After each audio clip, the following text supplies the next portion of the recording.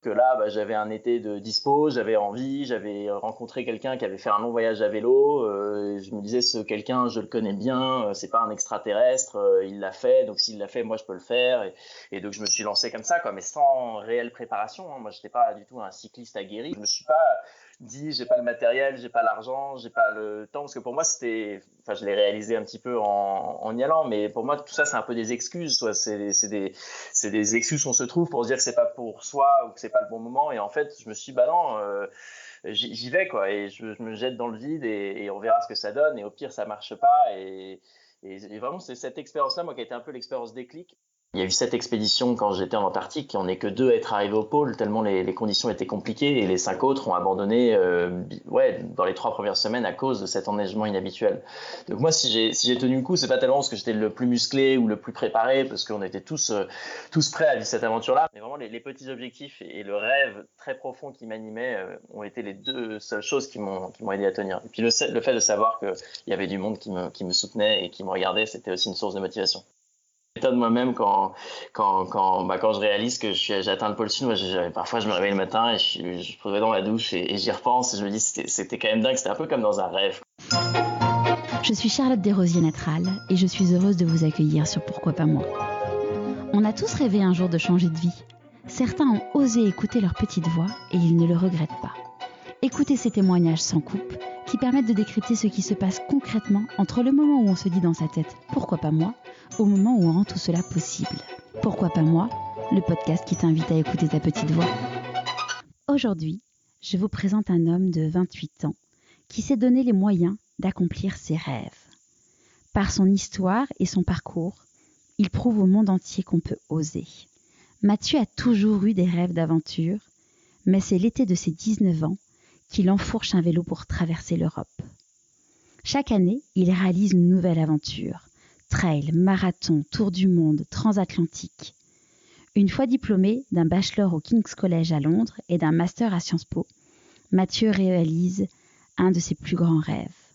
Rallier le pôle sud géographique depuis la côte du continent antarctique en solitaire et sans assistance ni ravitaillement. À 28 ans, il devient le plus jeune explorateur au monde à accomplir cette expédition et rentre dans le livre des records. Bienvenue dans l'univers de Mathieu Torder. Bonjour Mathieu. Bonjour Charlotte. Est-ce que tu pourrais nous parler de l'objet que tu as choisi pour te présenter, s'il te plaît ? Alors j'ai choisi un carnet de notes un peu tout bête qui est en fait un carnet que j'emmène dans toutes mes expéditions, dans toutes mes aventures. C'est un carnet un peu particulier parce qu'il est waterproof, il résiste à l'eau, il résiste aux déchirures, c'est-à-dire qu'on peut pas déchirer les pages de ce carnet. Et moi, je l'emmène à chaque fois que je pars à l'aventure pour noter les pensées qui me traversent, pour noter les points GPS importants, pour noter tout ce dont j'ai besoin pour mon aventure. Et ça me définit parce que c'est vraiment ce qui m'accompagne au quotidien dans ma vie de tous les jours, mais aussi quand je pars au bout du monde. Pour moi, c'est un des éléments ou un des objets les plus importants de mes expés. Et c'est un cahier qui est en quelle matière, du coup, pour qu'il soit waterproof et indéchirable ?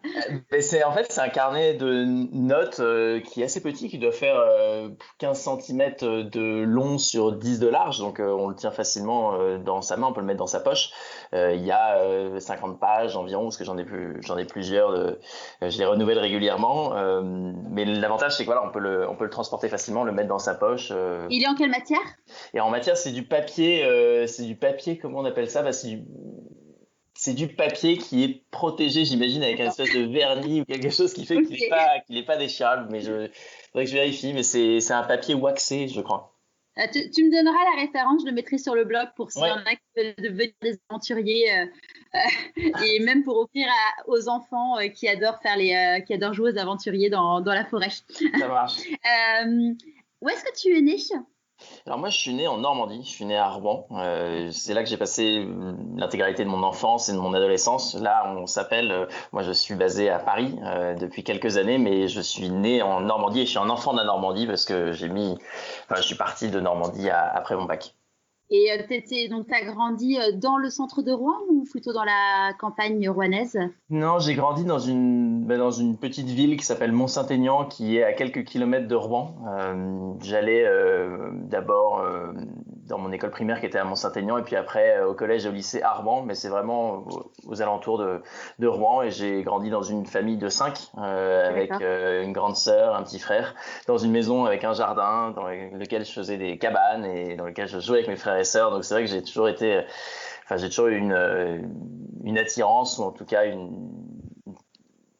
un usage de la nature assez tôt, quoi. J'étais régulièrement à dormir dans le jardin, à faire des cabanes, une tyrolienne, etc. Donc j'ai grandi un peu en ville, un peu à la campagne, parce qu'on avait la chance d'avoir une maison avec un jardin. Et donc du coup, tu étais un petit enfant aventurier. Tu étais quel type de petit garçon? Tu aimais quoi à l'école comme matière? Je sais pas je pense que l'aventure, c'est quelque chose qui est venu un peu. J'étais pas prédestiné à faire des aventures tout de suite, quoi. Moi, j'ai grandi avec l'univers de Tintin. Je le répète régulièrement, mais mes premières lectures, c'était des BD de Tintin et Milou, sauf que j'étais pas en CP quand je les avais dans les mains, donc je comprenais pas ce qui s'y passait, mais je voyais que ce personnage et ce petit chien, ils se baladaient aux 4 coins du monde, qu'ils allaient en Égypte, au Pérou, en Inde, qu'ils allaient sur la Lune, et moi, ça me fascinait en fait de voir ces aventures de Tintin, et je crois que ça m'a été une espèce d'inspiration assez tôt, parce que quand j'ai grandi, je me suis dit que je voulais lui ressembler. Enfin, je disais à tout le monde que je voulais être reporter, mais tout ça s'est affiné aussi avec le scoutisme. J'ai été scout pendant 10 ans. Alors pour ceux qui nous écoutent et qui savent pas forcément ce qu'est le scoutisme, c'est pas que un mouvement religieux où on va vendre des gâteaux à la sortie de la messe. Moi d'ailleurs, c'était pas du tout l'aspect religieux ou spirituel qui m'attirait dans ce mouvement-là. Moi, ce qui me faisait marrer, c'était d'aller construire des cabanes, d'apprendre à faire des feux, d'aller me balader avec une boussole et à travers champs. Enfin, c'était vraiment ça, moi, qui me plaisait. Et donc ça a duré quasiment 10 ans. Et je crois que ces apprentissages-là, en étant jeune, ont confirmé mon envie d'aller au-delà de ce que je connaissais dans la nature et d'aller explorer un petit peu les déserts, les montagnes, les océans. Alors ça, on en parlera après. Du coup, à ce moment-là, quand tu étais petit, quand tu avais 6 ans, tu te disais, quand je serai grand, je ferai quoi comme métier? Donc Tintin était ton héros, mais est-ce que tu avais un métier de prédilection à ce moment-là? Je disais reporter. Moi, je disais que je voulais être journaliste-reporter, comme mon héros qui était Tintin. Je crois qu'il y avait cette fascination pour le métier de reporter qui va aux 4 coins du monde rapporter l'actualité du front. Et donc, je disais que je voulais être reporter ou journaliste. Mais en grandissant, finalement, même si j'ai quand même fait mon stage de 3e, je l'ai fait dans une rédaction de télé. Je me souviens, c'était chez France 3 Normandie à Rouen, une semaine, tu sais, le petit stage d'observation obligatoire quand on est en 3e. Donc ça résultait directement de mes envies de jeunesse. Mais après, en grandissant, en regardant d'un peu plus près le métier de journaliste, je me suis dit que j'allais explorer une autre voie pour plein de raisons. Pourquoi, du coup? Mais je sais pas bien. Je crois que c'était je sais pas, je me suis dit que c'était peut-être pas ce qui me correspondait le mieux, dans la mesure où c'était quand même une voie professionnelle qui était difficile. Alors, c'est pas parce que c'est difficile qu'il faut pas se lancer, mais finalement, il y avait beaucoup de barrières à l'entrée. Je trouvais que comme les photographes, il y en a beaucoup et c'est difficile d'émerger et de sortir de la masse. Et je me disais, voilà, je vais mettre ça de côté et peut-être explorer quelque chose d'un peu plus atypique. Mais finalement, en fait, j'ai l'impression, avec mon activité actuelle dont on va parler, de faire d'une certaine façon un peu du journalisme. Alors, je suis pas journaliste de métier ni reporter, mais comme je raconte des histoires et comme je rends compte d'histoires qui me sont arrivées ou qui sont arrivées aux autres, j'ai l'impression à ma façon de partager des histoires et donc d'avoir un métier un peu de reporter. Et tes parents, ils font quoi comme métier? Alors, j'ai grandi dans une famille de 5, comme je te le disais, avec des parents qui sont tous les deux médecins. Ils sont tous les deux médecins spécialistes, ma maman dermato, mon papa rhumatologue. Et ça, par leur métier, je les ai toujours vus beaucoup travailler, beaucoup prendre de vacances aussi, ce qui est l'avantage aussi quand on est médecin indépendant, on peut disposer un peu de son temps. Ils travaillent pas à l'hôpital, ils travaillent dans une clinique. Mais si je raconte ça, c'est que j'ai toujours vu beaucoup mes parents travailler et nous dire que ma grande sœur et mon petit frère, que le travail c'était une source de liberté et que c'était vraiment important. Donc ils nous ont beaucoup poussé en fait quand on était jeunes à bien faire nos devoirs, à apprendre des langues étrangères. Et donc je dirais qu'on a reçu une éducation pas stricte, mais une éducation où on nous inculquait bien la valeur du travail et les valeurs de la curiosité en touchant un peu à plein de choses. Et j'ai vu mes parents partir beaucoup à l'étranger pour leur métier ou pour leur plaisir. Où ma maman, pendant 10-15 ans, elle partait tous les ans pendant un mois au Vietnam faire de la médecine humanitaire. Et puis après, c'est costaud quand même quand t'as 3 enfants de partir. C'était mon père qui s'occupait de nous à plein temps. Et puis après, c'est les 2 parents qui sont partis, où là, c'était les grands-parents qui venaient s'occuper de nous. Mais c'est quelque chose qu'ils faisaient comme ça tous les ans. Et ils le faisaient parce que pour eux, c'était une façon de pratiquer leur métier un peu différemment, de voir des pathologies qu'ils n'avaient pas l'habitude de voir en France. Et donc, ouais, moi, j'ai grandi avec mes parents qui avaient cette envie d'ailleurs, ou en tout cas cette curiosité pour le monde qui nous entoure, qui, moi, m'a inspiré d'une certaine façon. Donc j'ai grandi dans une famille où on voyageait. D'accord. Et donc là, du coup, tu as ton bac, tu te dis, bon, je veux être journaliste, mais en fait, c'est pas vraiment ça. Du coup, quelle voie tu décides de prendre pour tes études? Alors, ça se fait pas si facilement que ça. J'étais plutôt bon élève. Et donc, je préparais le concours pour entrer à Sciences Po en première année. Et donc, je suivais un cours préparatoire en même temps que ma terminale. Et d'une manière peut-être un peu arrogante ou un petit peu sûre de moi, comme ma sœur avait eu le concours il y a 2 ans avant moi et que j'avais ses cours et que je me débrouillais plutôt bien dans la prépa, j'y suis allé en me disant que il y avait pas de raison. Et finalement, moi, je me suis rétamé, mais violemment, parce que je l'ai pas eu du tout le concours. C'était aussi l'année où le concours changeait complètement. Donc bon, on était préparé pour un concours de l'année d'avant, mais qu'importe. Toujours est-il que je l'ai pas eu. Et moi, je me suis retrouvé un petit peu comme un con parce que j'avais pas prévu grand-chose d'autre, quoi. Pour moi, c'était Sciences Po, c'était les doigts dans le nez. Et donc ça a été un vrai retour à la réalité parce que je me suis retrouvé dans une position où en fait, j'avais pas tellement préparé autre chose que Sciences Po. Et donc, en fait, j'ai terminé par commencer une fac de droit au Havre, donc toujours en Normandie. Et c'était du droit anglo-américain et du droit français. Et finalement, ça m'a pas plu parce que ça me correspondait moins. Et en fait, j'étais pas très heureux au Havre. Et donc, j'ai cherché des moyens de me sortir de cette fac de droit et j'ai postulé à des universités en Angleterre. J'avais la chance d'avoir un bon niveau d'anglais parce que j'avais pris un petit peu plus de cours d'anglais que mes camarades au lycée parce que j'étais dans une classe européenne ou anglophone, je sais pas comment on les appelle aujourd'hui. Et du coup, j'étais assez à l'aise en anglais pour être confiant, pour me dire je peux peut-être postuler à des universités en Angleterre. Et j'ai eu la surprise d'être pris très tôt dans une fac qui s'appelle King's College à Londres.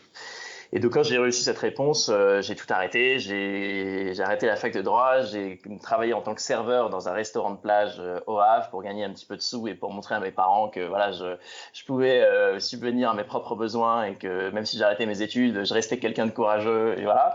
Et puis, c'était génial de bosser dans ce resto. Et j'ai commencé après mes études en Angleterre pour un cursus qui n'était pas une année d'échange. C'était vraiment un diplôme. Ouais. Du coup, c'était pas un double diplôme, c'était vraiment 100% diplôme anglais, quoi. Voilà, qu'on appelle bachelor. C'était un parcours qui durait 4 ans, avec 3 ans à Londres et 1 an à Berlin, en Allemagne. Du coup, c'était quoi? C'était une espèce d'école de commerce anglaise? Alors, c'était plutôt tourné autour de la géopolitique et de la science politique. Même le parcours s'appelait Affaires européennes. Donc, en fait, c'est tout ce qui touchait un petit peu à la construction européenne, un petit peu d'économie, un petit peu de géographie, un petit peu d'histoire. Les Anglais, ils aiment bien faire des programmes un petit peu transversaux comme ça. Maintenant, ça me fait un petit peu sourire que j'ai fait ce diplôme-là parce que quand on voit le Brexit et ce qui se passe avec l'Union européenne, me dire que j'ai un diplôme sur l'Union européenne que j'ai eu à Londres, en Angleterre, voilà. Mais c'était très intéressant et surtout, ça m'a fait découvrir les universités anglaises, rencontrer plein d'étudiants qui viennent de toute la planète, quoi, parce qu'il y a à King's College, il y a 40 000 étudiants, ça brasse vraiment plein de profils différents.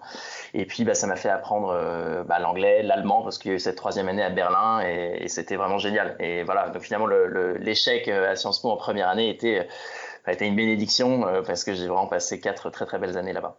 Souvent, on dit qu'en fait, rien n'arrive par hasard et quand il y a un truc, on s'attendait à l'avoir, qu'il y a toujours un truc mieux qui nous attend derrière. Ben oui, je pense que c'est assez vrai. Après, c'est toujours difficile de se faire cette réflexion-là quand l'échec ou quand le mur arrive tout de suite, parce que bon, il faut savoir rebondir. Moi, c'était plein d'enseignements. Si j'ai raté le concours, c'est parce que j'étais trop confiant, j'étais trop sûr de moi, j'étais probablement pas préparé pour le concours vraiment de l'année en question. Et puis c'était bien. Du coup, ça m'a fait explorer quelque chose de différent. Je serais peut-être jamais allé en Angleterre, j'aurais peut-être jamais fait les rencontres que j'ai faites. Bon, on peut retourner probablement dans tous les sens. Hein. Ouais, à Sciences Po, j'aurais pu être très heureux aussi. Et puis d'ailleurs, pour la petite histoire, j'ai terminé mes études en faisant un master à Sciences Po, à Paris, dont je suis diplômé depuis maintenant 2 ans. D'accord. Et alors du coup, à ce moment-là, pareil, tu te dis tu te dis, est-ce que plus tard, il va falloir trouver un job. Qu'est-ce que tu t'imaginais à cette époque-là?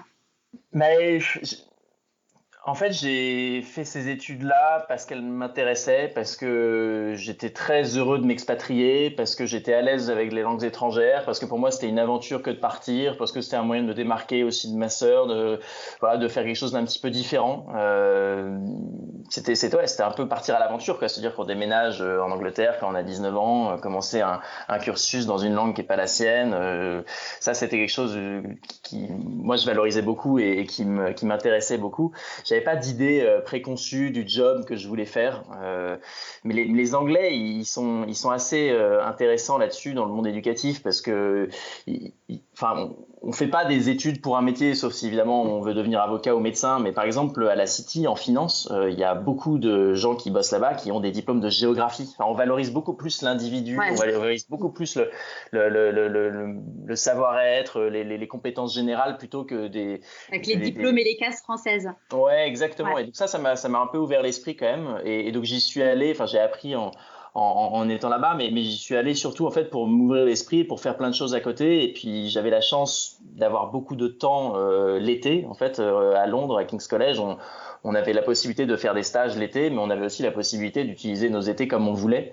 Et donc on pouvait partir à l'étranger en mission, on pouvait faire du bénévolat, c'était des choses qui étaient valorisées et encouragées par l'université. Et moi, j'essaie de me créer mes propres activités en commençant à faire des expéditions. Alors, au lieu de partir en stage pendant 4 mois l'été, ce qui m'est arrivé évidemment, mais je travaillais un petit peu dans un resto pour gagner un peu de sous, et avec ces sous-là, eh bien, je partais à l'aventure à vélo, en stop, et je multipliais les expériences d'exploration. Comme ça, j'ai traversé l'Europe à vélo tout seul. Ta première expédition, c'était après le bac, le tour de l'Europe à vélo. Exactement, ouais. Ouais. Comment ça s'est venu l'idée de te dire je vais faire le tour de l'Europe à vélo? Alors c'était un petit tour d'Europe. Je suis parti de Hongrie, donc de Budapest, la capitale hongroise, pour aller jusqu'à Istanbul en Turquie. Moi, j'ai toujours été fasciné par les points un peu extrêmes ou les points un peu évocateurs de notre géographie, et me dire que j'allais aller en Asie à vélo, ou en tout cas atteindre le continent asiatique sur mon vélo, c'était quelque chose qui me faisait lever la nuit. Donc je me suis dit, voilà, Istanbul, ce sera le point d'arrivée. Après, je pourrais pas partir de France parce que j'aurais pas le temps de faire toute cette route. Donc j'ai décidé de partir de Budapest parce que c'était des pays que je connaissais pas du tout et je rentrais tout de suite dans le vif du sujet.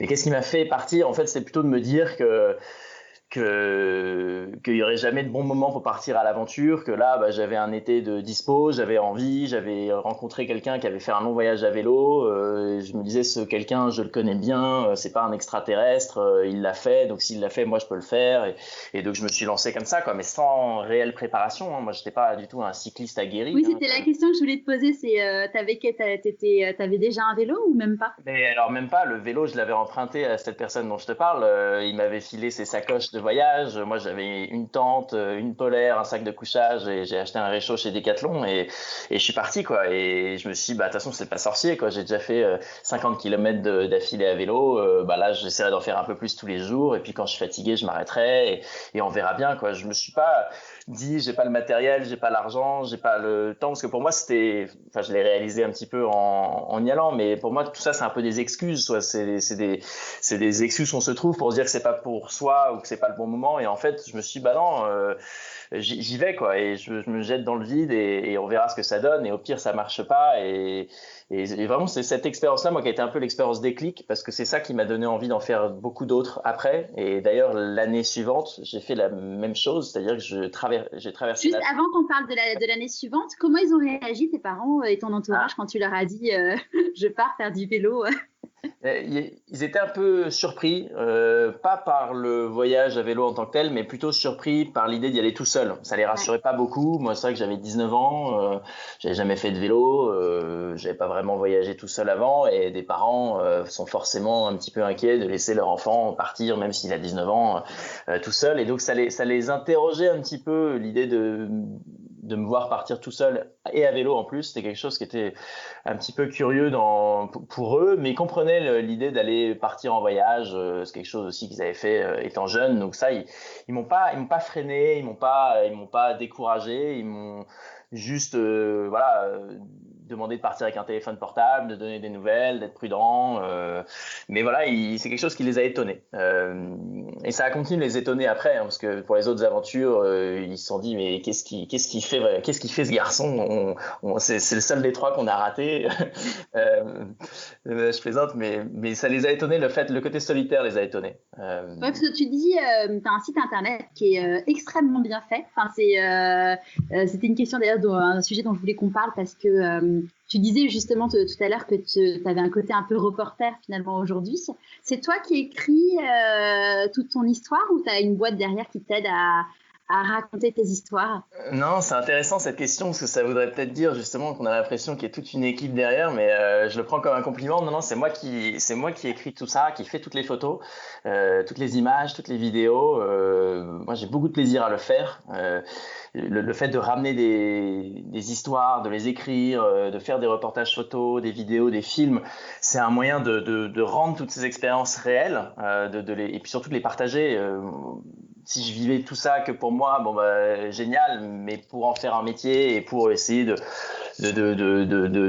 faire du divertissement d'une certaine façon, il faut ramener des images. Et donc tout ce qui est sur le site, c'est vraiment le fruit de mon travail. Franchement, je me suis dit, il a fait bosser une agence de com, ils sont super doués, donc non, tu peux le prendre en effet comme un compliment. Enfin, je vous invite à aller voir le site de Mathieu, parce que franchement, c'est hyper chouette. Enfin, la façon dont tu racontes l'histoire, on a un peu là, et puis moi, ce que j'ai adoré, c'est que c'est hyper concret en fait. Tu dis, bah voilà, je suis partie avec ce matériel-là. Enfin, bon, moi, je suis pas du tout aventurière, mais pas du tout pour un sou. Hein. Et j'ai trouvé ça génial. Je me suis dit, si j'étais aventurière, je saurais comment faire. Alors, pas forcément traverser l'Antarctique, mais ouais, c'est vraiment chouette. Et puis, on sent vraiment que tu as un sens graphique. Tu dis d'ailleurs sur le site que tu aimes beaucoup la photographie. Et ça se ressent. C'est chouette. Bah, tant mieux. L'idée, c'était vraiment ça. Au début, le site internet, c'était vraiment une forme de carnet de bord. On en revient un petit peu au petit carnet que j'emmène partout. Je le faisais pour moi parce que c'était un moyen de centraliser un petit peu toutes mes photos, toutes mes petites vidéos, toutes mes petites histoires. Et puis, je me disais, voilà, je le fais pour moi, comme ça, c'est là. Et puis, si ça intéresse les gens, et ben, je le mets en accès public. Et puis, vient qui veut découvrir ces voyages et ces aventures. Et donc, du coup, tu dis, donc, premier voyage, donc le déclic où tu t'es dit, allez, c'est le premier. Est-ce que tu as eu des peurs, des moments où tu te dis, mais je suis complètement tarée, j'aurais jamais dû partir? Oui, forcément. Surtout pour le premier voyage, on n'est pas serein, on n'est pas confiant. Je me souviens, je partais de Budapest, je me disais, mais dans quelle merde je me suis foutu, quoi. Quel est ce truc que je me suis construit, que je me suis inventé? C'est un peu délirant, quoi. Mes copains sont tous en vacances en Bretagne. On est en plein mois de juillet. Moi, je suis tout seul dans la banlieue hongroise. Je sais pas trop ce que je suis en train de faire, mais j'essaie de me convaincre que voilà, c'est mon choix, que ça va être bien, que ça va être intéressant, que ça va être nouveau, que je vais apprendre plein de trucs. Et donc là, je me fais un peu violence. Et en fait, je me rassure au fur et à mesure des jours et des heures passées sur le vélo, parce que finalement je suis toujours en bonne santé, je suis en vie, je fais des rencontres, j'avance, je suis pas blessé, et puis finalement je fais sur le bord de la route, il y a plein de gens qui sont étonnés de ma présence, parce que je suis tout seul, parce que j'ai l'air jeune, et puis avec des mots d'anglais, on parvient à communiquer, je me fais inviter à droite à gauche, et en fait je me sens de mieux en mieux dans mon voyage, quoi. Et puis au bout de 3 semaines, j'arrive à Istanbul et j'ai vécu un truc de fabuleux, quoi. dont moi je me souviendrai toute ma vie, quoi. Et puis surtout, ça a été vraiment le point de départ de plein d'autres aventures. Donc évidemment, il y a de la peur, il y a du doute, il y a de la crainte, il y a des angoisses, etc. Mais je crois qu'il faut parvenir à les surmonter. Il faut s'être bien préparé, je pense, dans sa tête avant, c'est-à-dire de bien avoir visualisé le voyage, d'avoir parlé à des gens qui l'ont fait, le matériel, c'est une chose, mais il faut s'assurer quand même d'avoir l'essentiel et le principal. Et puis, une fois qu'on est sur la route, il faut faire confiance et tout n'est qu'inertie, c'est-à-dire que on roule un petit peu, on s'arrête quand on est fatigué, on reprend le lendemain, et puis finalement, on a déjà fait un pays. La Hongrie, c'est pas très grand, et puis on enchaîne sur la Roumanie, la Bulgarie, et on arrive à Istanbul. Justement, ce que tu disais, je pense que c'est un truc qui est hyper important que je remarque dans tous les invités que j'ai eu la chance d'interviewer et que j'ai pratiqué également moi-même dans ma vie, et qui est un super conseil, c'est de dire, vous voulez faire un truc, contacter des personnes que vous ne connaissez ou pas, d'ailleurs on s'en fiche, et des gens qui ont déjà fait la chose pour poser des questions, et ça permet d'avancer plus rapidement, en fait. Oui, bien sûr. En général, les gens sont bienveillants et tout dépend comment la question est posée. Si on pose des questions dont on peut avoir la réponse sur Internet ou sur Google, ça peut être un peu frustrant. Mais si on pose des questions précises à des gens qui sont passés exactement par ce chemin de vie ou ce chemin de réflexion, en général, les gens sont heureux de partager leur expérience. Enfin, moi, il y a même des personnes, moi, qui me contactent avec des questions précises sur Antarctique. Je suis ravi de pouvoir y répondre. Et moi, j'ai été dans cette position-là. Et donc, je trouve que c'est important de ne pas avoir peur de demander. On n'en est jamais ridicule. On a tous été, toi ou moi, débutants à un moment dans notre vie. J'imagine toi quand tu as commencé le podcast, moi quand j'ai commencé mes expéditions. Et voilà, faut prendre un peu de hauteur et de recul. Et voilà, on est solidaires. Et je pense que les gens aiment bien justement partager leur expérience quand ils le peuvent. Ouais, c'est sûr. Et donc, du coup, tu as ton déclic, tu continues dans tes études, mais par contre, tous les étés, j'imagine, tu profites de ce moment-là pour te lancer des nouveaux défis, parce qu'en fait, à chaque fois, tu changes de moyen de locomotion. Exactement. Ouais. Moi, j'ai l'habitude de dire que je suis un spécialiste de rien. J'ai fait un petit peu de vélo, un peu de voile, un peu de 4L, un peu de course à pied. Quand tu dis un petit peu, à chaque fois, c'est un petit peu à base de 4 km, quoi. Oui, alors oui, c'est vrai. Je devrais modérer. Tout est relatif, mais ce que je veux dire, c'est que j'ai jamais été un spécialiste de la course à pied ou un spécialiste du vélo de voyage ou un spécialiste du ski poulka. Alors, c'est vrai que les distances ont pu varier, mais je me suis jamais spécialisé dans un seul domaine. Moi, ce qui m'amusait, c'était de multiplier un petit peu les moyens de locomotion dans des géographies différentes. Et donc, effectivement, après ce voyage à vélo en Europe, je me suis concentré sur une transatlantique. Moi, je rêvais de traverser l'Atlantique à la voile, sauf que j'étais étudiant. Alors, évidemment, j'avais pas de bateau, j'avais pas non plus de moyens financiers délirants. Et donc, la façon la plus facile pour moi à l'époque pour traverser l'Atlantique, c'était en fait de rechercher sur Internet des gens qui avaient des bateaux et qui cherchaient des équipiers pour ramener leur bateau soit en Europe, soit dans les Caraïbes. Et donc j'ai trouvé une petite annonce d'un skipper britannique de 75 ans avec une barbe blanche, tout ce qu'on peut imaginer d'un vieux loup de mer, qui cherchait des gens pour ramener son bateau de Guadeloupe jusqu'en Angleterre. Et moi je cherchais ça au lieu de réviser mes examens de fin d'année, parce que quand j'ai une idée dans la tête, j'aime bien aller jusqu'au bout. Et finalement ce skipper me répond en me disant génial, quelle est ton expérience de voile? Je dis et c'était vrai, j'ai fait un peu de voile légère en Bretagne parce que mes grands-parents y sont installés, donc tous les ans je fais un petit peu de voile, mais j'ai jamais fait de longue navigation. Donc je raconte quand même mon histoire à vélo en disant que j'ai quand même traversé l'Europe à vélo, même si ça n'a aucun rapport, ça montre que je suis un peu débrouillard, etc. Et finalement il se prend d'amitié pour moi, on se fait 2-3 Skype et puis à un moment il m'envoie un mail en me disant écoute, welcome on board, bienvenue à bord, rendez-vous à l'aéroport de Fort-de-France en Martinique à telle date. Et donc je prends un billet d'avion aller pour la Martinique, et puis du coup c'est lui. Je connais quelqu'un qui a fait ça aussi. C'est quelque chose où finalement tu es rémunéré pour faire ça? Alors non, moi la seule dépense c'était l'avion aller. Je me souviens, c'était 350 € aller sur Air Caraïbes, donc tout l'argent du monde pour moi à l'époque. Mais la contrepartie, c'était que pendant 6 semaines de retour, de traversée, en fait tout était pris en charge par le skipper jusqu'à mon retour en Normandie. Donc je dépensais pas l'argent pour la nourriture. J'étais pas rémunéré pour le passage. Après, j'étais pas très compétent. Je veux dire, j'avais pas de compétences de voile qui auraient justifié un salaire, mais voilà, moi je devais prendre les cars comme tout le monde, faire un peu la bouffe comme tout le monde à tour de rôle, et surtout c'était une expérience magique, quoi, de traverser l'Atlantique pendant 6 semaines avec un équipage que je connaissais pas. On était plusieurs sur le bateau. Ouais, ça j'en garde aussi un souvenir fabuleux. Donc en fait, les premières aventures, c'était un petit peu de bric et de broc, quoi. J'empruntais un vélo, je rejoignais un bateau, mais au fur et à mesure de ces aventures-là, j'accumulais de l'expérience qui me donnait un peu plus confiance en moi, en mes capacités à faire des expéditions un peu plus grandes. Surtout, j'apprenais des autres, et donc ça m'a permis de progresser et d'avancer tout en restant étudiant. Ouais. Et donc, à partir de quand tu as quitté Sciences Po il y a 2 ans? Ouais. Là, à ce moment-là, tu t'es dit, bon, je veux arriver à vivre de mes expéditions? Alors, un petit peu, mais en fait, après ces 2 aventures-là, j'ai voulu monter une aventure encore plus grande, enfin vraiment plus grande, et qui soit de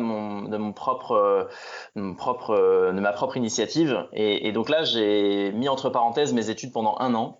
Donc à King's College, j'ai arrêté pendant 1 an avec l'accord de l'université. Et avec mon ami d'enfance qui s'appelle Nicolas, avec qui on a été scout pendant 10 ans, on a monté un projet pour faire un tour du monde avec une 4L.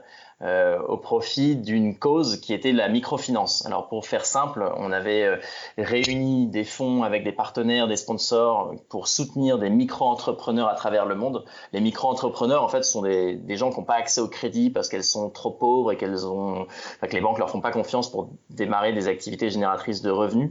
Et donc il y a plein d'institutions aujourd'hui qui les aident. Et donc notre projet avec Nicolas, c'était de rendre visite à ces micro-entrepreneurs et d'y aller en 4L.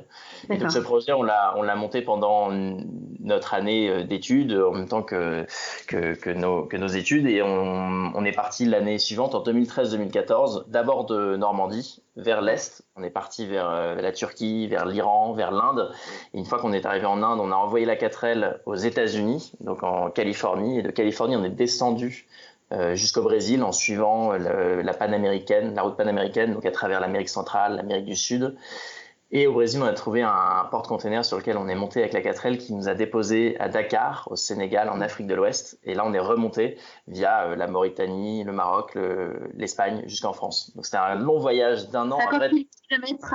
Ouais, exactement. Et un peu un voyage vraiment un peu à la manière des croisières jaunes, croisières noires des années 30, quand Citroën envoyait des équipages traverser des continents entiers. Nous, on l'a fait en 4L. Ce qui nous fascinait avec Nicolas, c'était vraiment de faire le tour de la Terre en essayant de rouler le plus possible avec notre 4L, et puis de se rendre un petit peu utile à notre mesure, évidemment, avec ce projet de microfinance qui était vraiment le fil rouge, qui était la motivation derrière ce voyage-là, qui nous aidait à avancer, parce qu'on avait des rendez-vous avec ces micro-entrepreneurs. Alors, vous aviez pris du coup en amont les rendez-vous? Ouais, on travaillait avec 2 ONG françaises parce que nous, on n'était pas des spécialistes du microcrédit ni de la microfinance, donc on s'est fait accompagner évidemment par des professionnels du milieu pour que le projet fonctionne, parce qu'on avait quand même 25 000 euros qu'on nous avait confiés par des bailleurs de fonds privés et publics pour faire ce projet-là. Et donc, on avait des partenaires solides à la fois en France et sur le terrain. Et donc, cette aventure-là, pour répondre à ta question, c'était une aventure qui a un peu tout bouleversé, qui a un peu rebattu un peu les cartes, parce qu'elle a été beaucoup suivie, elle a été un peu médiatisée, et on a fait un film et un livre en rentrant, alors que c'était pas du tout prévu au départ. Nous, Nicolas et moi, on a fait plein d'images parce que moi j'aime ça, et parce qu'on tenait un peu au courant nos proches, notre famille, nos partenaires et nos sponsors de notre aventure, mais on s'est dit en rentrant que on avait envie d'essayer de le partager au plus grand nombre, et on en a fait un film qui a gagné un prix, qui est passé à la télé. Et moi, quand j'ai vu ça, je me suis dit, mais en fait, c'est vraiment ça, moi, que j'aime faire. C'est des images, raconter des histoires, aller dans les endroits un peu lointains. Et du coup, je me suis dit, je vais continuer mes études, mais quand j'aurai fini, je vais vraiment essayer d'exploiter un petit peu cette fibre aventure et de la transformer en un métier. Alors, c'est pas évident, il n'y a pas de voie toute tracée, mais en tout cas, j'avais trouvé là ma véritable envie, vraiment ce qui me faisait vibrer, c'était ça. Et du coup, à ce moment-là, tu te renseignes, parce qu'il y a des explorateurs, il n'y en a quand même pas tant que ça dans le monde et en France. C'est la grande question, c'est comment on arrive à vivre en tant qu'explorateur, en fait. Financièrement, bien entendu. Ouais, en fait, c'est compliqué parce que Parce qu'aujourd'hui, l'exploration, elle change un petit peu d'échelle. On n'est plus comme il y a 200 ans où on pouvait être financé par un État, par un gouvernement, par une boîte pour aller planter un drapeau quelque part. Donc l'exploration, elle change un petit peu d'échelle. Et quand on veut en faire un métier, c'est pas évident parce que il faut avoir plusieurs casquettes. Moi, je parle pour moi. Je disais, je suis spécialiste de rien, c'est-à-dire que je suis pas un écrivain, je suis pas un scientifique, je suis pas un photographe. Je suis un petit peu les deux, mais sans jamais que ce soit mon activité principale. Et donc, il faut, pour gagner sa vie, il faut apprendre à toucher un petit peu à tout. Ce qui est le plus rémunérateur aujourd'hui, ce sont les interventions, soit dans le milieu scolaire, soit en entreprise. Enfin, c'est plus rémunérateur en entreprise que dans le milieu scolaire, mais ce sont les conférences. Ouais. C'est ça qui permet vraiment de payer les factures, un loyer et de continuer ces activités. C'est pas comme ça qu'on fait fortune. Il y en a que très très peu qui gagnent beaucoup d'argent dans ce milieu-là. Je pense que de toute façon, si c'est la motivation, il faut se réorienter. Mais ça permet de vivre. Après, c'est difficile d'arriver à en vivre parce qu'encore une fois, c'est pas une activité qui est très ciblée. Et moi, je pense que c'est mieux d'avoir une activité principale qui permet de se rémunérer et d'utiliser cette activité principale pour partir à l'aventure. Typiquement, on est photographe et on va rejoindre des expéditions et ça permet d'assouvir cette envie d'ailleurs et d'exploration. Et puis à côté de ça, on peut continuer de faire des photos de journalisme ou de mode ou quoi que ce soit. Mais ouais. c'est des métiers qui sont compliqués. Je pense qu'aujourd'hui, il y a plus d'écrivains, voyageurs, aventuriers que d'aventuriers au sens premier du terme, quoi. Il y a beaucoup d'athlètes, de sportifs aussi qui font de l'aventure, mais être 100% aventurier aujourd'hui, c'est compliqué. Il faut savoir faire des films, savoir faire des conférences, savoir écrire un petit peu. C'est comme ça qu'on arrive à en vivre, à moins d'être vraiment très spécialiste, d'être le meilleur dans son domaine. Ouais. Donc toi, du coup, ce qui fait ta force, c'est que comme tu disais, t'es un généraliste, t'es pas spécialiste, mais comme t'es généraliste, t'as pas besoin d'une boîte de prod pour produire tout ce que tu dois faire derrière, quoi. Non, alors je me fais accompagner parfois par des boîtes de prod pour faire des films, parce que c'est quand même, tu vois, on en revient encore à la spécialisation, quoi. Eux, c'est leur métier, ils savent le parler à des chaînes de télé, ce que je sais pas forcément faire, et donc chacun a un petit peu son savoir-faire.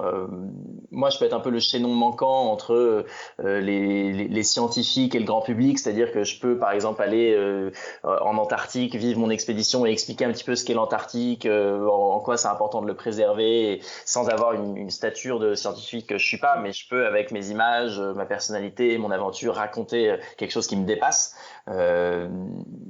Mais voilà, j'aurais toujours besoin des scientifiques pour m'expliquer les phénomènes sur place. Si j'avais envie de faire un documentaire scientifique sur l'Antarctique, j'aurais besoin d'une boîte de prod pour faire le film et le vendre. Mais je pense que non, ma force réside peut-être en ma capacité à joindre tout ça et à communiquer dessus et à rendre le tout cohérent avec mes différentes expériences. Mais c'est quelque chose qui se travaille, qui se développe tout au long du parcours, quoi. Et moi, c'est ça qui me plaît aussi, c'est que je compare un petit peu mon activité, mon métier à celle d'un artiste. C'est peut-être en tout cas, c'est peut-être le métier défini duquel je me sens le plus proche, parce qu'il faut se réinventer, parce que quand on crée une expédition de A à Z, on ne sait pas exactement où on va. C'est comme quand on commence un tableau. Alors moi, je suis pas du tout artiste, je fais pas de peinture ou de musique, mais j'imagine que quand on crée un morceau de musique, quand on crée une sculpture, on a une idée, et puis après on laisse un peu libre cours à l'imagination, à son inspiration. Et moi, je me sens assez proche de cette façon de voir les choses. Ouais. Et du coup, donc tu as fait plein de choses, hein. Tu as fait le tour du monde en 4L, tu as fait des marathons, tu as fait du canoë, enfin du kayak plutôt que du canoë. Ouais. Et la chose la plus folle que tu aies faite, c'est donc la traversée de l'Antarctique. Ouais, alors, je suis parti, effectivement, c'était ma dernière expédition qui était peut-être la plus ambitieuse, la plus dingo, qui était de partir de la côte du continent antarctique jusqu'au pôle sud. Donc c'est une aventure qui fait 1150 km de long. Pour donner une idée, c'est la distance à vol d'oiseau entre la Corse et l'île dans le nord de la France. Et tout ça, je l'ai fait tout seul et sans assistance, c'est-à-dire que j'avais pas de chien de traîneau ou pas de voile de traction, pas de kite avec moi qui aurait pu me propulser avec l'énergie du vent. Je marchais avec mes skis et un grand traîneau dans lequel il y avait toute ma nourriture, tout mon équipement pour 2 mois, parce que j'ai passé 51 jours au total à marcher. Sachant que tu t'étais fixé 50 jours. J'avais fixé 50 jours de nourriture parce que quand on part sans assistance, on n'a pas de ravitaillement de nourriture tout au long du chemin. Donc j'avais emmené tout ce dont j'avais besoin pour 50 jours. Et finalement, j'ai mis 50 jours et 3 heures très précisément. Donc je l'ai arrondi à 51 jours parce que quand je suis arrivé au pôle, j'étais dans ma 51e journée. J'aurais pu dire 50 jours, mais ça s'est pas passé comme prévu parce que il y a eu beaucoup de chutes de neige qui étaient assez inhabituelles. Et donc finalement, il a vraiment fallu beaucoup plus marcher, ou skier la journée que ce que j'avais anticipé. Donc là, du coup, parce que ce que tu disais, c'est bon, qu'il y a eu c'est le réchauffement. J'imagine que c'est lié au réchauffement climatique.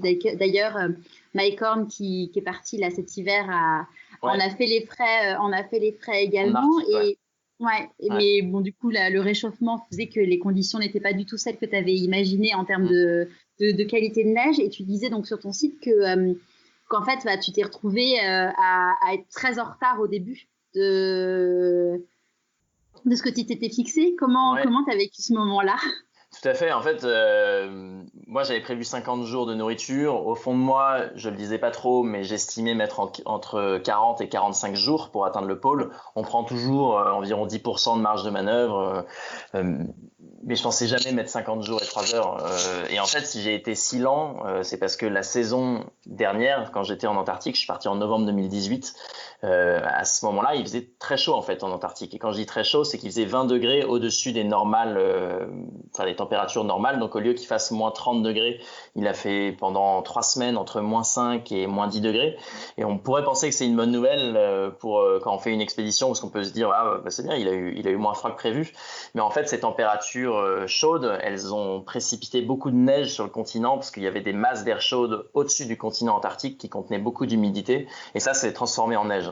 Et en fait, ça peut être difficile à concevoir, mais l'Antarctique, c'est le continent le plus sec du monde. Donc, il n'est pas censé neiger, il y a très peu de précipitations. Et là, en fait, moi, je recevais 20-30 cm de neige fraîche qui tombait tous les jours. Et donc, cette neige, elle était molle. Et quand on tire un traîneau qui pèse 115 kg, parce que c'était le poids du traîneau au départ avec la nourriture, et ben, le traîneau s'enfonce dans la neige, les skis aussi. Et donc, on n'évolue plus du tout sur une surface qui est plane, qui est dure, qui est compacte. Et on évolue dans une espèce de soupe de neige. Et en fait, moi, j'étais, au lieu de parcourir 15 km par jour, j'en faisais 2 fois moins. Et donc, très rapidement, je me suis dit, en fait, je vais pas mettre 50 jours à ce rythme-là. Il va me falloir 70, 80 jours pour y arriver, parce que je suis 2 fois plus lent que ce que j'ai imaginé. Et donc là, il a fallu quand même faire preuve de trésor, d'inventivité, de motivation et de persévérance pour surmonter cette difficulté. J'ai vraiment allongé mes journées de ski en skiant 12 heures par jour, chose que je n'avais pas du tout anticipé. Moi, je pensais skier 8-10 heures max. J'ai commencé à me rationner, donc je mettais 10% de ma nourriture de côté tous les jours pour pouvoir être autonome pendant plus que 50 jours. Et voilà, psychologiquement, il y a plein de choses qui se sont mises en place pour essayer de ne pas craquer, mais ça a été beaucoup plus difficile. Et du coup, tu avais de l'aide, donc tu étais tout seul parce que d'ailleurs, quand tu as dit à ton entourage, je pars tout seul faire cette expédition, comment ils t'ont accompagné dans ce... Là, on était à un moment où ça faisait un petit peu moins de 10 ans que je partais à l'aventure, on l'a dit, en 4L, en kayak, à pied, en stop, les marathons dans le désert, etc. Et donc, ils avaient compris que c'était mon truc quand même, les aventures un peu lointaines, sportives, etc. Et donc, ça faisait longtemps que j'en parlais de l'Antarctique, donc ça les a pas surpris outre mesure. Après, c'est arrivé plus vite qu'ils n'avaient imaginé. Mais ils l'ont bien accueilli parce que pour préparer cette aventure-là, moi, je me suis pas levé un matin en me disant que j'allais aller au pôle Sud. C'est quelque chose qui était vraiment de longue haleine. Moi, j'ai commencé les expéditions polaires il y a 5-6 ans en y allant avec des guides polaires professionnels qui m'ont inculqué les bonnes pratiques, les bonnes techniques, les bons réflexes parce que c'est des environnements extrêmes, les pôles. Et donc, il faut savoir monter une tente dans du vent fort, il faut savoir s'alimenter parce que tout gèle, il faut savoir s'habiller, il faut savoir naviguer. Et donc ça s'improvise pas. Et donc moi, j'ai multiplié les expéditions. J'ai passé peut-être 50 jours au Groenland, au Svalbard, en Norvège, en expédition, en conditions réelles pour apprendre parce que moi, je suis normand, je suis pas né dans les Alpes, je connais bien la pluie en Normandie, mais moins la neige et le vent, et donc il a fallu apprendre tout ça, et donc ça s'est construit au fur et à mesure, et c'est vraiment en franchissant les étapes, en apprenant des personnes qui fréquentent ces régions polaires, que j'ai monté le projet. Et donc mes parents m'ont vu construire tout ça. Ils ont vu le professionnalisme aussi avec lequel j'agissais, quoi, avec les sponsors, les médias, la préparation. Et en fait, ils l'ont encouragé. C'était, mentalement, psychologiquement, en me disant c'est bien, t'en es où, en me donnant éventuellement des conseils, mais sans leur soutien moral, ça aurait été impossible. Enfin, je veux dire, le faire contre l'avis de mes parents, alors que j'étais tout juste fraîchement diplômé, c'était quelque chose qui aurait été, je pense, infaisable, quoi. Et donc, j'ai toujours eu la chance d'avoir ce soutien-là, et depuis le départ, en fait, depuis mes aventures à vélo. Ce qui est marrant, c'est que le rôle des parents, c'est un truc dont je me rends compte. Là, j'ai interviewé des personnes un peu de tous les âges. Et les parents, même à 40 ans, les personnes qui changent de vie ou qui prennent un gros virage à 40 ans, le rôle des parents est encore hyper important, même si tu te dis, toi, tu étais fraîchement diplômé, donc jeune, entre guillemets. Ouais. Et c'est fou de voir comme les parents, ils ont une place dans notre vie qui est hyper importante, quel que soit l'âge, dans ces grands changements, quoi, ou dans ces grandes décisions. Ouais, je pense majeur, vraiment majeur, parce que c'est l'éducation qu'on a reçue, c'est l'exemple qu'on a eu, et en bien ou en mal d'ailleurs. Enfin, moi, j'ai une très bonne relation avec mes parents, mais je pense que quand on a des grosses difficultés familiales ou des tensions avec ses parents, c'est aussi des choses qui peuvent rejaillir dans plein d'expériences de vie. Mais c'est vrai que moi, j'ai eu la chance d'être très bien accompagné par mes parents dans tous mes projets, et je les en remercie, parce que je pense qu'ils sont pas pour rien. Mais ta maman, elle a pas. Enfin, je parle de ta maman parce qu'en général, les mamans sont plus protectrices de leurs enfants. Elle a pas peur, parce que tu vois, j'ai interviewé Cyril Després, qui est un grand champion de sport mécanique, qui a gagné le Dakar 4 ou 5 fois à moto.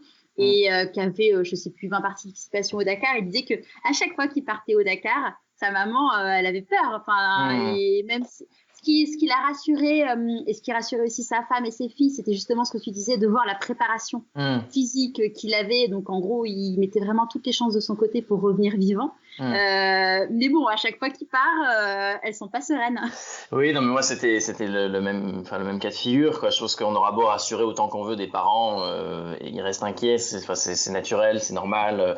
L'inverse serait étonnant, j'ai envie de dire. Et donc, moi, ma maman et mon papa étaient évidemment inquiets de me voir partir. Après, il m'avait vu m'entraîner. Il savait aussi que, parce que ça, je te l'ai pas dit, mais il y avait tout un protocole de sécurité qui était en place. C'est-à-dire que moi, si je me blessais, j'avais un téléphone satellite, j'en avais même 2 si jamais j'en cassais un, pour notifier une base arrière que j'étais en difficulté, qui aurait pu venir me chercher avec un avion. Il y avait un médecin qui était basé sur la côte du continent qui aurait pu me prendre en charge.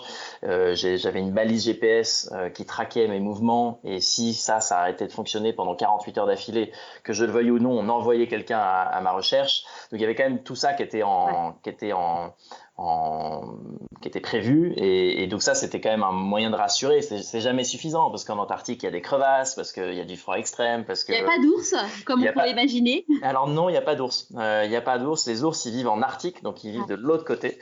En Antarctique, c'est vraiment un grand désert. Les seuls animaux, ils sont sur la côte du continent antarctique, donc assez loin du pôle sud, et c'est des animaux souvent marins. Il y a des manchots, il y a des phoques, il y a des baleines, il y a des oiseaux, mais sur le centre du continent, il n'y a rien ni personne. Il y a quelques bases scientifiques ici et là, mais c'est un continent qui est immense, qui fait la taille de l'Europe. Donc on est vraiment seul au monde. Et donc mes parents étaient forcément un petit peu inquiets. Après, moi, j'envoyais des nouvelles tous les jours. C'était la question que je voulais te poser. Du coup, avec tes téléphones satellites, tu pouvais échanger avec eux au téléphone? Alors, j'appelais pas, parce que j'ai appelé à Noël et à l'arrivée, mais j'appelais pas pour 2 raisons. La première, c'est que c'était difficile un peu, on vivait des choses tellement différentes que c'est compliqué de partager vraiment, et puis je voulais rester un petit peu dans ma bulle, et puis aussi parce que c'est coûteux, ça prend du temps, c'est énergivore, donc il faut faire attention aux batteries, etc. Donc j'essaie de pas appeler, j'en ressentais pas vraiment le besoin d'appeler. En revanche, je ressentais le besoin de partager ce que je vivais, et ça je le faisais tous les soirs pour moi, et ça arrivait après sur les réseaux sociaux le matin pour les gens en France, où là pour le coup je bossais avec une agence à qui j'envoyais un texte texte et une photo tous les jours et qui le partageait sur mes réseaux sociaux, Instagram, Facebook, et pour tenir au courant mes proches, mes sponsors, mes partenaires de ce que je vivais. Et ça, moi, c'était vraiment quelque chose que j'appréciais, d'essayer de mettre des mots sur ce que je vivais et de tenir compte un petit peu de mon avancée, de la manière dont je progressais, de mes pensées aussi, de ce que je vivais, de ce que je traversais. Et c'était un moyen de faire vivre par procuration l'expédition à plein de gens, comme plein d'aventuriers explorateurs l'avaient fait pour moi, avant, moi j'avais été inspiré par plein de gens et donc je me suis dit, c'est un bon moyen de faire vivre cette expédition. C'était qui justement ces gens-là qui t'inspiraient?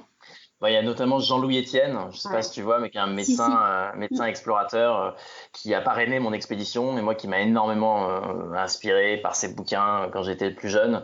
Mais sinon, il y en a plein d'autres qui sont des explorateurs historiques du pôle, comme Amundsen, comme Scott, où ça, c'est vraiment les personnes qui ont découvert le pôle Sud, en tout cas qui l'ont atteint pour la première fois et qui ont tiré des récits, des livres fabuleux. Mais aujourd'hui, avec les réseaux sociaux, on peut vivre quasiment tout en direct. Faut voir Thomas Pesquet quand il est dans l'ISS, qu'il envoie ses photos, tout ça est incroyable. Très interactif et je trouve hyper inspirant. Et donc moi il n'était pas question de faire ça sans essayer de le partager en direct. La difficulté, c'est de bien s'organiser pour pas que la communication prenne le pas sur l'aventure, parce que si on fait cette photo uniquement parce qu'on pense au poste et qu'on vit plus le moment présent, c'est difficile. Donc il faut toujours le faire avec parcimonie, parce que sinon ça peut devenir aussi un peu un piège que de se dire on fait ça pour partager, alors qu'au départ on fait ça quand même pour soi. Ça, je pense que c'est un vrai sujet. D'ailleurs, Cyril Després, il disait, lui, il a gagné, mais il n'a pas gagné pour l'argent, pour la série. Il a gagné pour gagner. Il n'a pas concouru pour l'argent ou la notoriété. Et d'ailleurs, c'est ce qui ressort aussi à chaque fois que j'interviewe quelqu'un qui a réussi, c'est la raison profonde pour laquelle tu fais la chose, qui fait que tu réussis et qui fait que la chose est pure et qui est alignée avec soi, qui fait que du coup, ça se passe bien plutôt que de le faire pour des mauvaises raisons qui pourraient être en effet, juste faire la photo pour un post Insta ou Facebook. Ouais, je sais pas exactement, mais en tout cas, c'est vrai que moi, si je reprends l'exemple de mon expédition, j'ai choisi d'assumer à 100% que je faisais cette expédition pour moi et que c'était un rêve de gosse, c'était la vérité. Mais je préférais l'assumer plutôt que d'essayer de le masquer derrière une cause environnementale ou écologique. Non pas que j'y sois pas sensible, évidemment pas, mais en fait, en m'interrogeant, parce que je me suis posé la question, je trouvais que c'était un petit peu malhonnête en fait, que de dire à tout le monde, à mes sponsors, mes partenaires, je vais faire cette expédition pour réveiller les consciences et en fait, je m'y reconnaissais pas du tout parce que c'était pas la vérité. Et donc, je trouvais qu'il valait mieux essayer d'assumer ça et de trouver des partenaires qui se reconnaissent dans cette vision de dépassement de soi, de vivre ses rêves, de prise de risque. Et puis, éventuellement, porter le message de l'environnement, de l'écologie, de l'importance de préserver cette terre antarctique qui aujourd'hui est une terre, qui est le bien commun de l'humanité parce qu'on n'a pas le droit d'avoir d'activité militaire ou économique là-bas, mais que ça vienne en second plan, ou alors carrément faire une expédition scientifique, mais à ce moment-là la raison d'être de l'expédition soit scientifique. Ouais. Mais à partir du moment où moi c'était mon rêve d'aller au pôle Sud et que je rêvais de faire une expédition un peu à l'ancienne en ralliant le pôle Sud en ski et en traîneau, et je trouvais que il fallait raconter cette histoire plutôt que d'en raconter une qui ne correspondait pas. Donc je sais pas si j'ai réussi, en tout cas moi je trouvais que on n'est jamais perdant à être honnête et à raconter la vraie histoire et moi c'est ce que je voulais faire parce que c'est évidemment ma façon d'être. Et du coup, tu disais, donc tu as eu une période assez compliquée quand tu t'es rendu compte qu'il allait commencer à falloir rationner ta nourriture et tout. Psychologiquement, tu t'étais préparée? Comment tu as géré ça?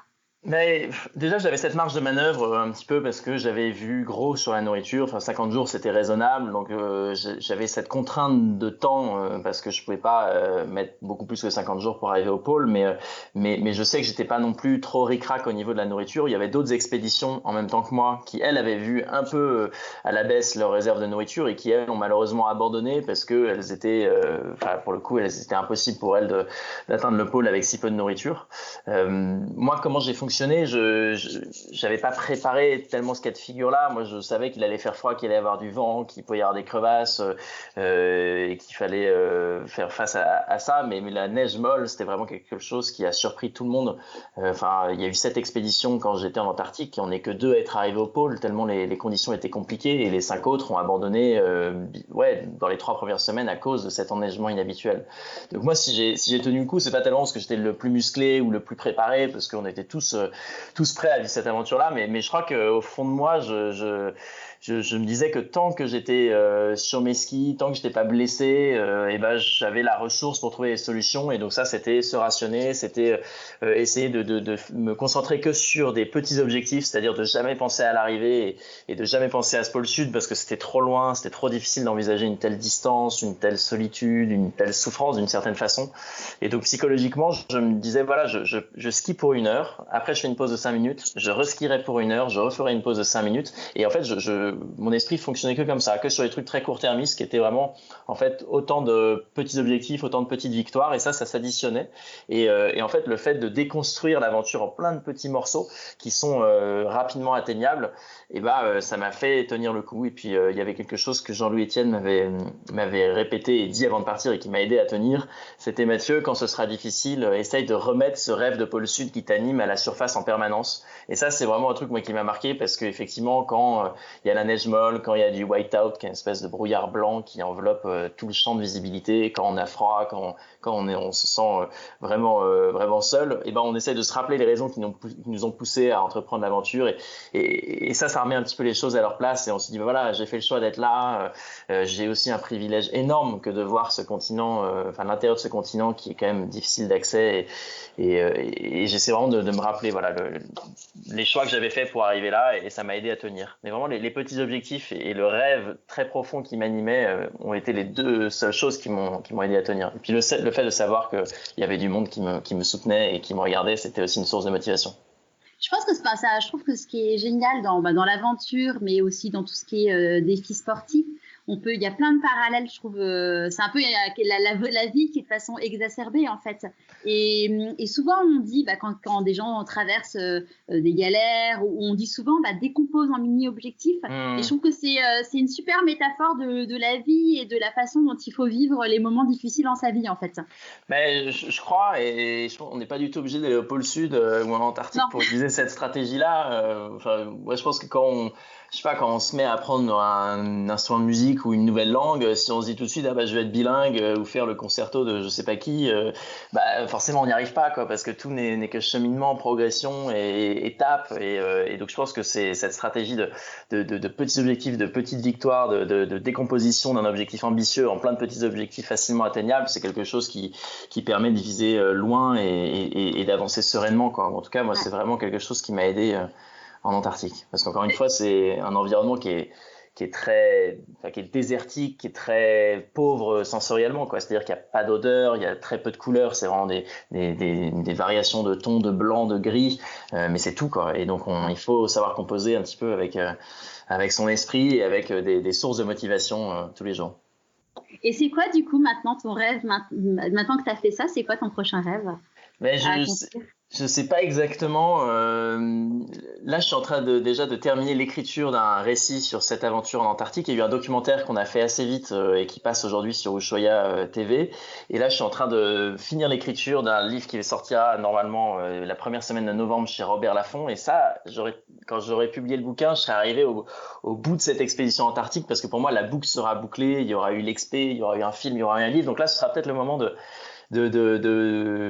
réfléchir à d'autres aventures. Aujourd'hui, je sais pas encore où je me dirige parce que j'ai pas fini le livre et donc j'essaye de bien faire ça à fond parce que si je commence à préparer d'autres choses, je sais que je ferai pas tout très bien finalement. Donc j'aime bien me concentrer sur une tâche à la fois.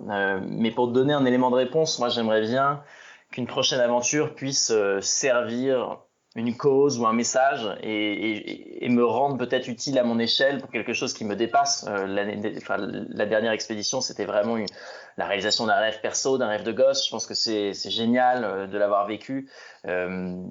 Si aujourd'hui je peux essayer de me rendre utile ou en tout cas de porter un message et que ce message soit l'origine d'une expédition plutôt que le contraire, ça me rendrait très heureux. Alors, je sais pas encore dans quelle direction j'irai.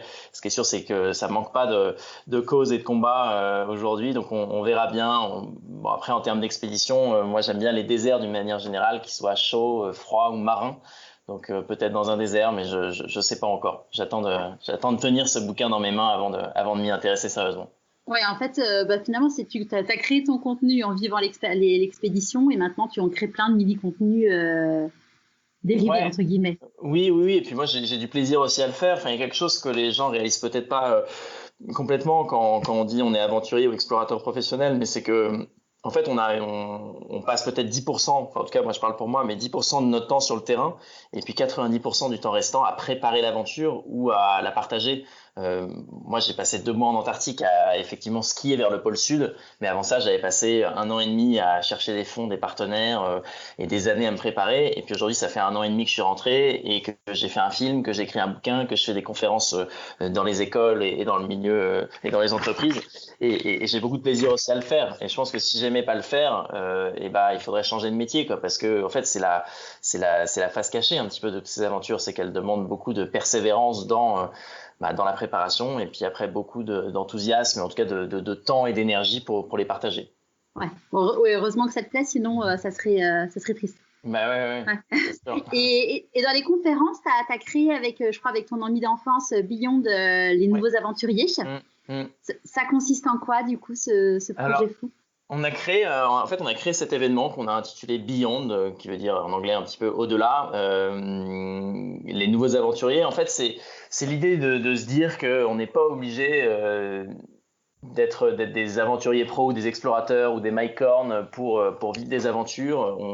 On essaye de faire venir en fait des personnes qui ont fait des choix, un petit peu comme toi d'ailleurs sur ton podcast, pour qu'elles viennent nous partager leurs clés, leur façon de voir la vie et essayer d'impulser un déclic chez les gens qui participent à cette conférence. En fait, on voulait pas faire une conférence classique dans la mesure où on voulait pas juste faire venir des intervenants et un public qui écoute. On veut en fait que le public assiste et soit acteur en fait de cette conférence-là. Donc pour ça, on a un metteur en scène qui vient mettre en scène complètement l'événement où en fait le public est positionné d'une certaine façon, a des choses à faire avec leurs voisins et donc c'est extrêmement interactif. Ça change tous les ans et on fait venir des intervenants différents tous les ans. On fait ça on appelle ça nouveaux aventuriers parce qu'on met un accent sur un peu la jeunesse. On essaye de faire venir des intervenants qui ont moins de 35 ans pour montrer que on devient aventurier, on n'est pas aventurier, quoi. C'est un parcours de vie. Et donc on fait venir aussi bien des chefs cuisiniers étoilés que des glaciologues qui partent en Antarctique faire des mesures scientifiques, que des éco-aventuriers qui font des aventures éco-responsables, que des gens qui vont traverser l'Atlantique en solitaire. On essaye de montrer que l'aventure, elle se vit à toutes les échelles, dans tous les domaines, et que c'est un état d'esprit et que c'est accessible. Et donc le message passe grâce un petit peu à cette expérience collective, moi que je connaissais pas du tout, grâce à la mise en scène d'un garçon qui s'appelle Éloi Saint-Brice, dont c'est le métier. Et du coup, le prochain est planifié ou pas encore? C'était pour le mois de juin, ça devait être à peu près maintenant. Alors évidemment, avec la crise sanitaire qu'on a vécue et l'interdiction des rassemblements, on a décalé ça. On est en train de regarder, mais c'est tout nouveau parce que on a des bonnes nouvelles encourageantes, mais peut-être pour le faire en octobre de cette année, donc en octobre 2020. Ce qui est sûr, c'est qu'habituellement, c'est un événement qui a lieu en toute fin de printemps, tout début d'été, à Paris. On a fait déjà 2 éditions qui ont réuni à peu près 200 personnes qui ont marché très fort, donc c'est hyper encourageant pour continuer à en faire. En tout cas, on a déjà shortlisté les speakers, il manque plus qu'on trouve la salle et que les signaux soient ouverts sur le plan sanitaire pour qu'on puisse se rassembler. Je suivrai ça et puis je le partagerai à la communauté. C'est un événement qui, surtout qu'en plus j'allais dire le mot en anglais, mais ta baseline, ta baseline, c'est ne nous faites pas rêver, faites-nous oser, qui correspond complètement à la philosophie de pourquoi pas moi, de se dire allez-y, quoi, on peut y aller. Exactement. À ton avis, qu'est-ce que le petit Mathieu de 6 ans dirait s'il te voyait aujourd'hui? Je pense qu'il serait étonné de voir la voie que j'ai empruntée, parce que je crois que le petit Mathieu, il rêvait de pôle Sud, il rêvait de tour du monde, et je pense qu'il serait, il serait, il serait étonné, il serait peut-être un petit peu fier de voir que le Mathieu actuel ait eu le courage à un moment de se dire que c'était bon, qu'il fallait y aller, qu'il fallait arrêter de rêver, mais qu'il fallait oser, comme on le disait. Mais peut-être qu'il lui dirait aussi de prendre le temps de ralentir, ou en tout cas de pas faire les choses, enfin de faire les choses dans l'ordre, et de pas vouloir non plus trop s'éparpiller, de se concentrer, de faire les choses à fond. Moi, ça m'est arrivé peut-être parfois de faire un petit peu trop de trucs en même temps, et puis d'être un petit peu déçu parce que ça aurait pu être mieux. Donc je pense qu'il serait étonné quand même. Je pense qu'il serait étonné, parce que, et moi je m'étonne moi-même quand je réalise que j'ai atteint le pôle Sud. Moi, parfois je me réveille le matin et je vais dans la douche et j'y repense, et je me dis c'était quand même dingue. C'était un peu comme dans un rêve, quoi, parce que voilà, c'était assez fabuleux que d'atteindre l'axe de rotation de la Terre après 50 jours de marche dans un grand désert aussi blanc, mystique et fabuleux que l'Antarctique. Donc ouais, je pense qu'il serait content pour moi. Qui dit choix dit renoncement. Quels sont les tiens? La réalité d'une vie un petit peu d'aventurier, c'est que on a des activités professionnelles indépendantes, et donc comme tous les indépendants, on bosse un petit peu tout le temps, ou en tout cas on a souvent l'esprit tourné vers sa propre activité, et donc il faut faire des choix. Je pense que parfois faut savoir couper, mais voilà, parfois je regarde un peu avec envie mes potes salariés qui, quand ils sont en week-end, sont vraiment en week-end, et puis d'un autre côté je me dis que j'ai pas du tout envie d'être salarié, parce que moi je peux faire ce que je veux. Mais après c'est toujours une histoire de balance et de choix, mais on renonce peut-être un petit peu, en tout cas quand on est aventurier, à une vie peut-être un peu plus sédentaire, un petit peu plus classique, avec des relations peut-être un petit peu plus stables ou plus ancrées, parce que voilà, moi il y a plein de choses qui me font rêver. Si on me dit demain on va en Antarctique 3 mois, je dis oui tout de suite. Donc on renonce peut-être à une vie un peu plus stable, un peu plus posée, un petit peu plus calme. Moi aujourd'hui, voilà, j'ai 28 ans, j'ai encore plein de choses que j'ai envie de faire, donc je suis un petit peu comme un électron libre, mais je suis sûr que ce côté un peu stable et sédentaire arrivera un jour. Mais en tout cas, j'ai un petit peu repoussé. Pour avoir une vie de couple, ça doit pas être simple. C'est pas simple, mais on peut. Il y a des personnalités qui s'adaptent aussi bien à ça. Il faut être bien, je pense, aligné avec les envies de chacun.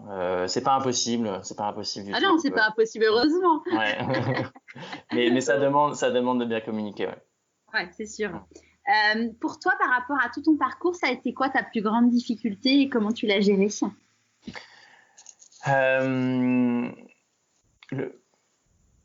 Ma plus grande difficulté, c'est peut-être de dépasser en fait les conseils qu'on vous donne. Ça peut paraître un petit peu contraire à ce que j'ai pu dire en disant qu'il fallait pas hésiter de demander conseil, etc. Mais il y a un moment, en fait, il faut s'écouter soi.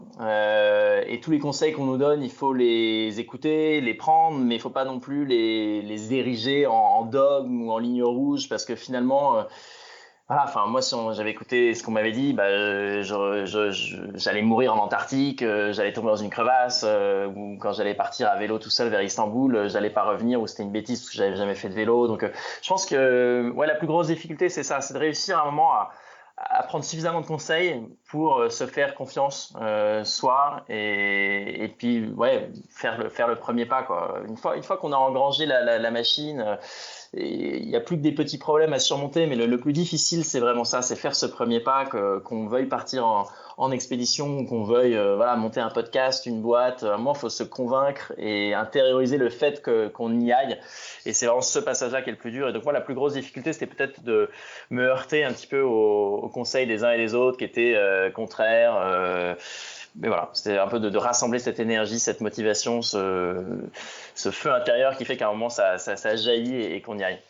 Il faut vraiment savoir se faire confiance à un moment et te dire oui, ça correspond pas au cas, ça correspond pas forcément à ce que les autres ont fait, mais finalement, si on réfléchit, il n'y a rien de grand qui a pu apparaître si on faisait toujours comme les autres, en fait. Ouais, ouais, alors je sais pas si c'est grand, mais effectivement, je pense que on s'épanouit, je pense, en traçant sa propre voie, ou en tout cas, c'est une source d'épanouissement géniale. Moi, enfin, le métier que je fais, il est pas très codifié, et puis il est éminemment changeant, et je fais plein de choses différentes, et je suis en contact avec plein de gens différents, et moi, ça me ressource énormément, et j'ai vraiment beaucoup de plaisir à le faire. Je dis pas que dans les métiers un peu plus classiques, on n'a pas ces sensations-là, mais en tout cas, enfin, je pense que je retournerai pas en arrière, quoi. J'aime beaucoup cette vie d'indépendant et de, et de création un petit peu de nouvelles expériences autour du monde. Ouais. Ou plus Mais oui, locales aussi, d'ailleurs. parce que tu la vraie, enfin, il y a comme tu disais, tu te rapproches d'un artiste, mais finalement, il y a beaucoup de créativité dans ce que tu fais. Alors, c'est pas la créativité, tu peins pas un tableau, mais par l'écriture, par la Ouais. photo. Enfin, et puis, les événements, c'est une sorte de créativité. Et souvent, dans la créativité, bah oui, enfin, on peut s'inspirer, mais c'est sa façon à soi de vivre la chose, quoi. Ouais, complètement, complètement. Mais c'est quelque chose qui s'apprend aussi, hein. Moi, jamais j'aurais pensé tout de suite être capable de faire un bouquin, de faire des films. C'est quelque chose qui s'apprend en faisant aussi. Et ça me plaît beaucoup, de continuer à apprendre toujours, tout le temps, de faire de nouvelles choses. Ouais, ça fait peur au début, mais il faut y aller. Faut pas. Exactement, ouais. Ouais. De quoi t'es le plus fier aujourd'hui? Euh, je pense que je suis fier d'avoir réussi à croire en certains rêves, ou en tout cas de ne pas avoir laissé s'échapper ces rêves-là. Euh, Parce que l'expédition antarctique, c'est quelque chose que je me suis créé, qui avait aucune utilité dans la mesure où on a déjà découvert le pôle Sud. D'ailleurs, il y a une base scientifique américaine qui est installée depuis 1957, il me semble, que des expéditions en Antarctique ont déjà été faites. Mais je suis fier justement voilà, de m'être tenu accroché à ce rêve-là, parce que moi c'était important pour moi, et tout aurait pu me pousser à abandonner une fois sur place, mais aussi avant de partir, parce que c'est des expéditions qui sont coûteuses, c'est difficile de trouver des partenaires, des sponsors, et faut vraiment faire preuve d'une grande persévérance et d'adaptation, et quand on fait face au refus des sponsors, etc. Donc ouais, je pense que je suis fier d'avoir mené à bout certains rêves qui m'animaient depuis que j'étais jeune. Ouais. Et si tu croises des personnes qui te disent, mais en fait, tout ça, t'as vachement de chance, en fait, c'est lié qu'à la chance, ton parcours. Qu'est-ce que tu as envie de leur répondre? Bah, j'ai envie de dire qu'ils ont peut-être raison d'une certaine façon, parce que j'ai peut-être eu des facilités au départ, dans la mesure où je suis né dans un contexte social et familial qui était privilégié, et que évidemment si j'avais dû subvenir à mes propres besoins tout de suite après le bac, et ben j'aurais peut-être eu des difficultés à monter des expéditions tout de suite, ou peut-être que ça aurait pas été la priorité dans un premier temps. Donc d'une certaine façon, oui, ils ont raison, j'ai eu de la chance. Après, j'ai saisi cette chance pour voilà, entreprendre une voie un petit peu alternative, un peu différente, pour essayer de créer quelque chose de différent. Mais je pense que la chance, elle s'arrête aussi à un certain moment, c'est-à-dire que il y a aussi une part de choix. Je pense que la chance, on le dit souvent, mais c'est quelque chose qui se provoque, qui se crée, c'est en faisant preuve de curiosité, en s'entourant des bonnes personnes, qu'il y a des planètes qui s'alignent.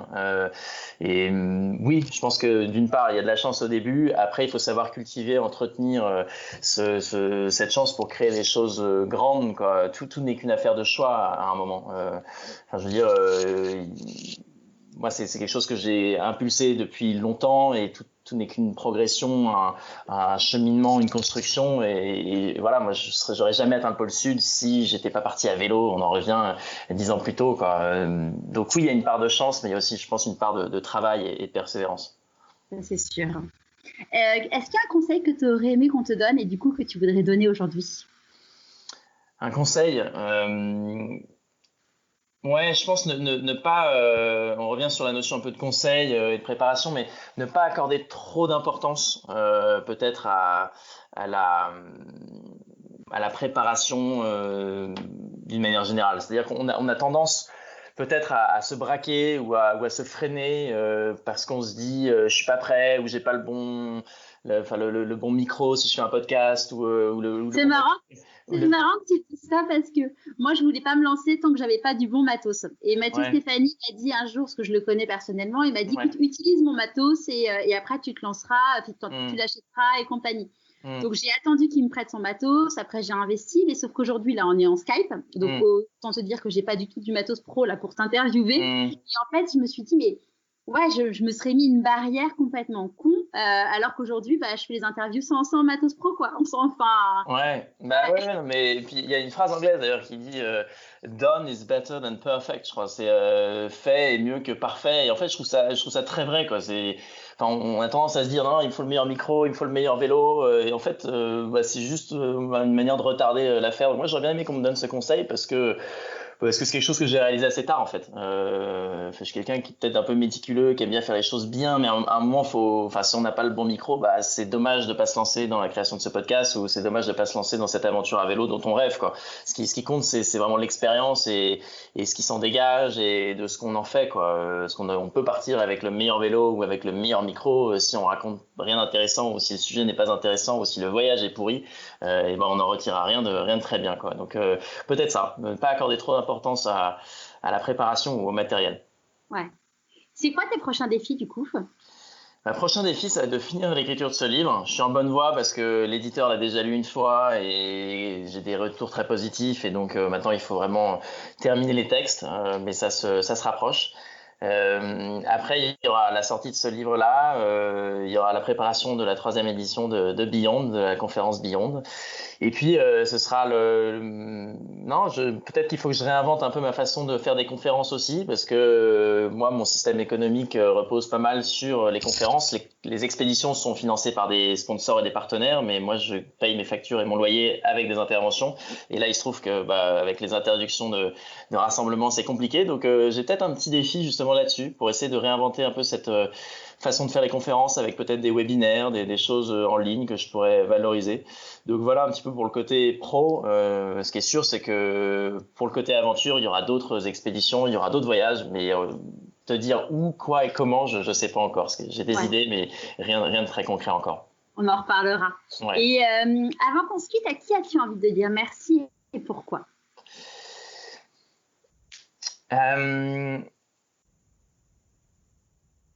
Moi, je crois que je dirais merci à la personne qui a parrainé mon expédition en Antarctique dont on a parlé, qui s'appelle Jean-Louis Etienne. Donc, c'est un monsieur maintenant qui est dans ses 70 ans, qui a une expérience des pôles nord, sud et des mondes polaires de manière générale titanesque, qui a écrit des bouquins fabuleux sur la persévérance, sur le dépassement de soi, sur la motivation. Et moi, qui m'ont éminemment inspiré, parce que Jean-Louis, il a un parcours très singulier. Il devait pas avoir son bac, et puis finalement, il a fini par être chirurgien, et après a traversé l'Antarctique de part en part. Premier homme à avoir atteint le pôle Nord en 86. Donc, il a un petit peu. On n'aurait pas parié sur lui à l'époque, et moi ça m'a beaucoup, il m'a beaucoup inspiré dans ses bouquins, et je pense que si j'ai entrepris tout ça, notamment dans les mondes polaires, c'est un peu grâce à lui. Donc je dirais merci à Jean-Louis Etienne. Super, merci beaucoup Mathieu. Merci à toi et à bientôt. À bientôt.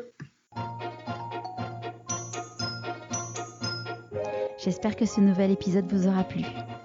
Je vous ai mis tous les liens sur le blog pourquoipasmoi.co pour suivre les prochaines aventures de Mathieu et revivre celles passées. Jeudi prochain, je vous propose une nouvelle très belle personne qui est en train de changer de vie. Grâce au format En Chemin, vous pourrez suivre tous les 3 mois là où elle en est. Je vous dis à jeudi prochain pour un nouvel épisode de Pourquoi pas moi.